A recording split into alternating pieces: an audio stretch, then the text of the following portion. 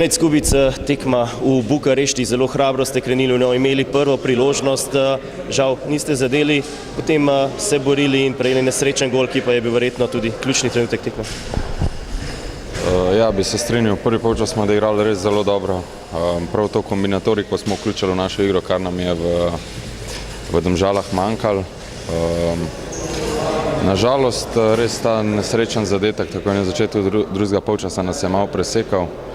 Potem smo dobili še tisti drugi zadetek, ampak vseeno, čez celotno tekmo moram reči, da smo držali žogo, da smo se pokazali v pravem obrazu in da lahko z dvignjenimi glavami zapuščamo Bukarešti. Prva težava že na ogrevanju, poškodoval se je Ljubović, kako je to vplivalo na ekipo?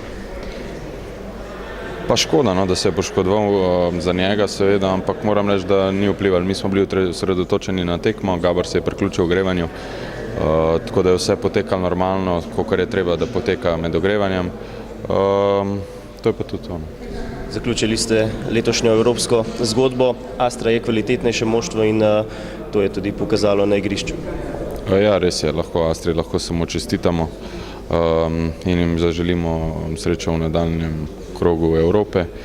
Mi pa se bomo pripravljali na prvenstvo in pokal, kar je naš glavni cilj, in da bomo probali v prvenstvu prikazati tako igro, kot smo jo danes prikazali. Moram reči, mogoče danes nam je falilo tukaj v obrambi par napak naših, nažalost to, kar nas je krasilo v Domžalah. Ko bomo enkrat povezali tekmo v Domžalah in pa tekmo tukaj v Bukarešti, potem mislim, da bomo zelo dobra ekipa. Najlepša hvala, srečno. Hvala.